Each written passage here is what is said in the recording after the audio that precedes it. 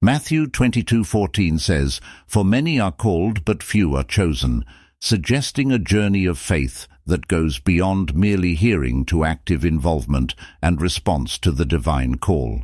Ephesians 1:4-5 says, "For he chose us in him before the foundation of the world, to be holy and blameless in his sight.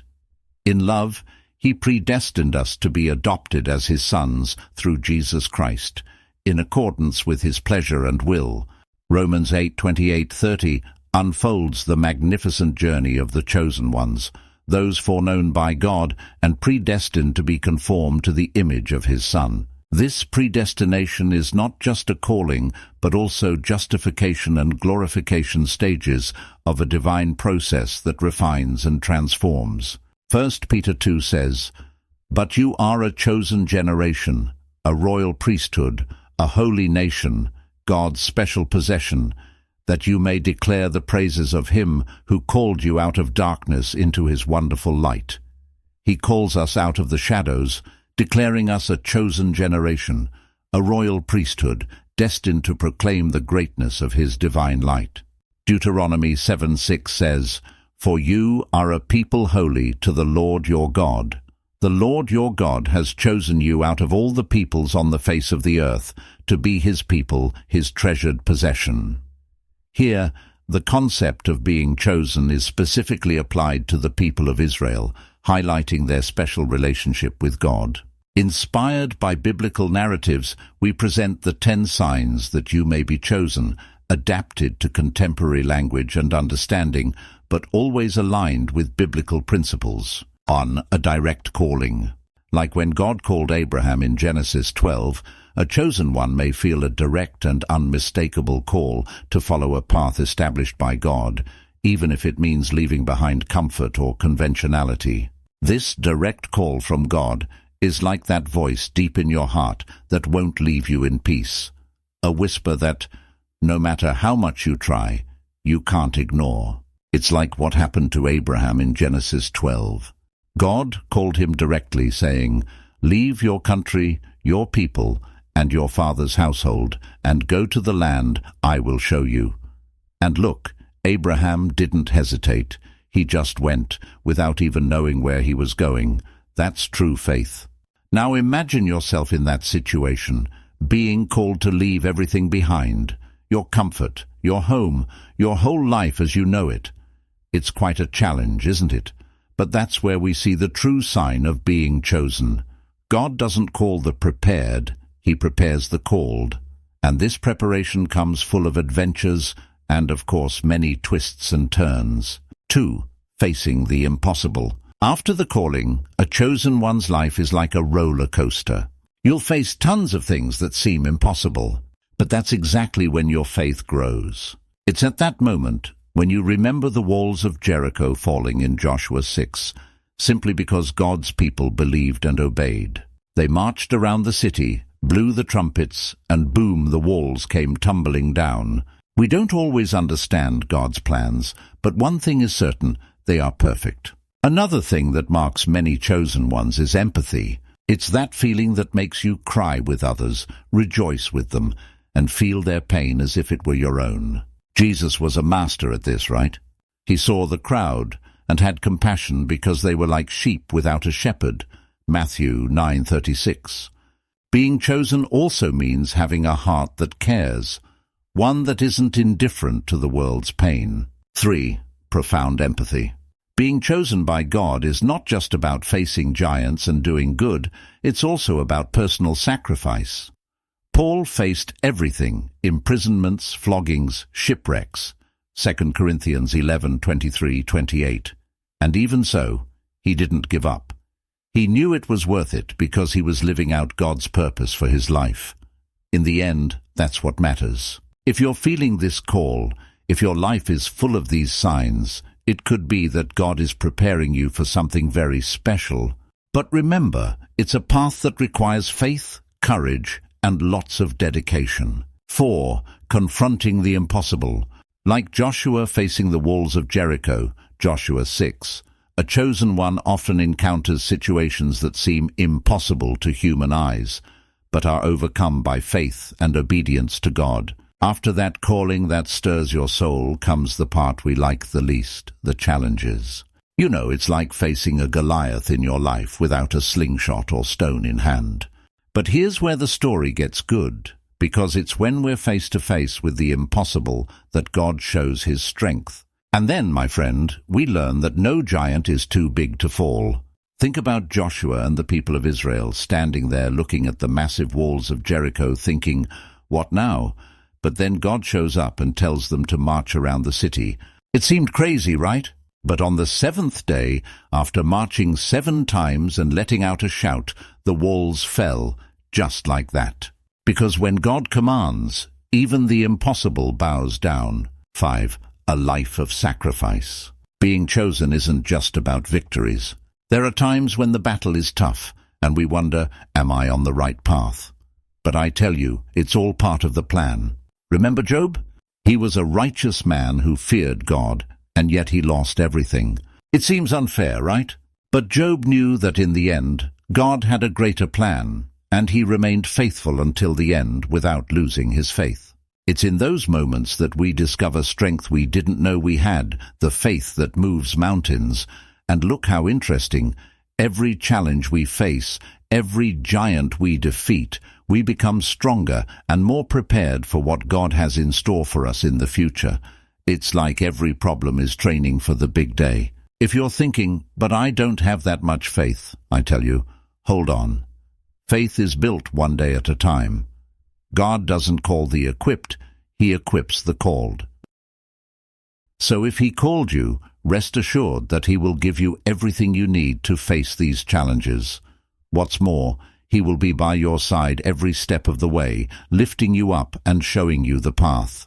So let's face these challenges head-on, with the certainty that, in the end, it will all be worth it. Because, my friend, when we surrender our lives into God's hands, even the impossible becomes possible. 6. Deep empathy for others.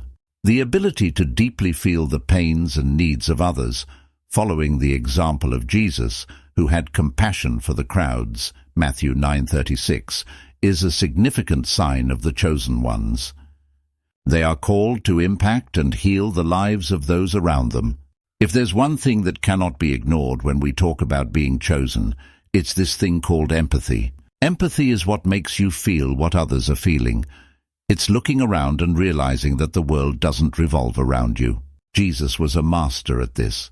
He saw the tired and suffering people and had compassion, not just pity, but something that came from deep within.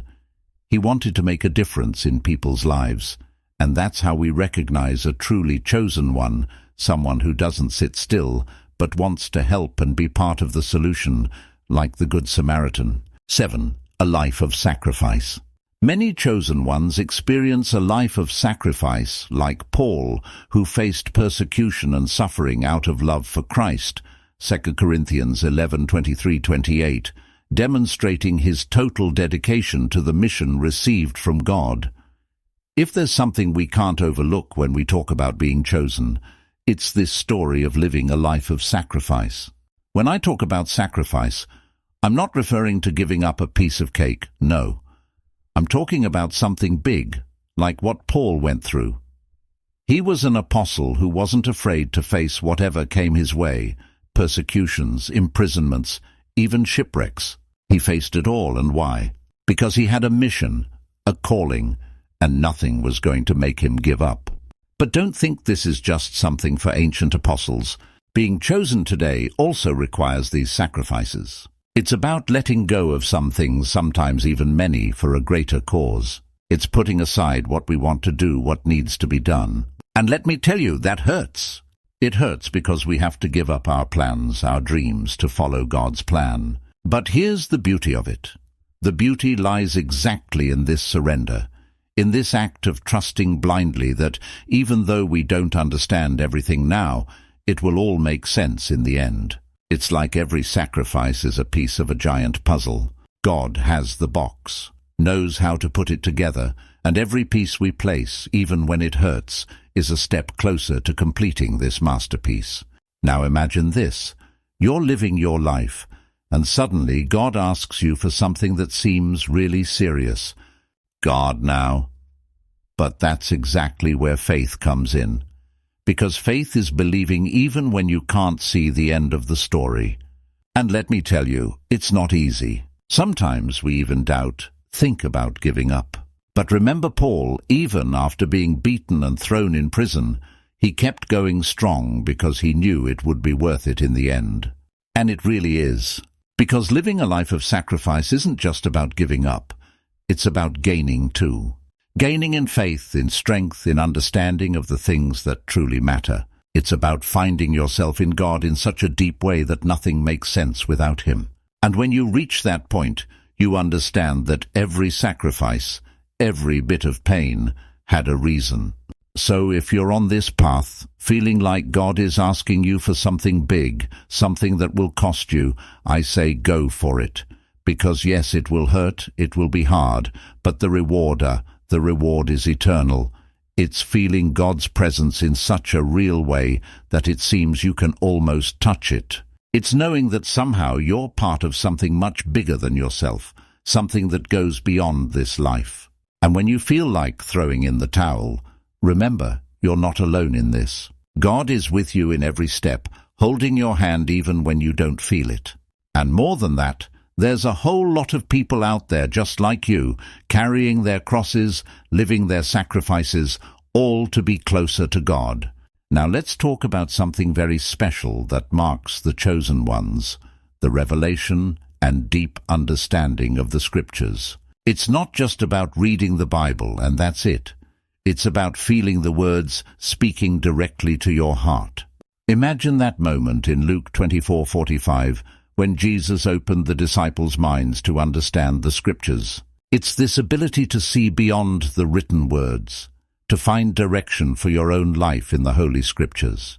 But see, this gift isn't exclusive to those who already have advanced knowledge of the Bible. In fact, it's for anyone willing to listen, to learn, and to be shaped by the Word of God. God communicates with us in many ways, and one of the most powerful is through His Word. When we open ourselves to this dialogue, we begin to see things in a new way. Biblical stories become life lessons, advice, and promises for us. When you start to understand the Scriptures this way, your life begins to change. You find your purpose, understand the challenges you're going through, and see God's hand in every aspect of your journey. This is incredibly powerful. It's like discovering a map to a treasure, and the treasure is the fulfillment of your life according to God's divine plan. However, delving into the Scriptures isn't just a path of discoveries and joys. The deeper we go, the more we realize how much we still have to learn and grow. It's a continuous process, and there will be moments of difficulty. In these moments, it's essential to remember that God doesn't call the qualified, He qualifies the called. If He has awakened this desire for His Word in you, He will certainly provide everything you need to continue. So if you find yourself increasingly immersed in the Scriptures, discovering truths you had never seen before, and feeling that God speaks to you with every verse, this is a clear sign that you are on the path He desires for you. It's God shaping you and preparing you for what He has planned for your life, something truly extraordinary.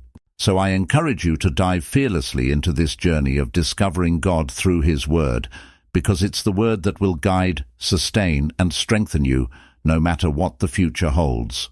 After diving into the depths of the Scriptures and allowing ourselves to be transformed by them, we come to a crucial point in the life of a chosen one: deep personal transformation.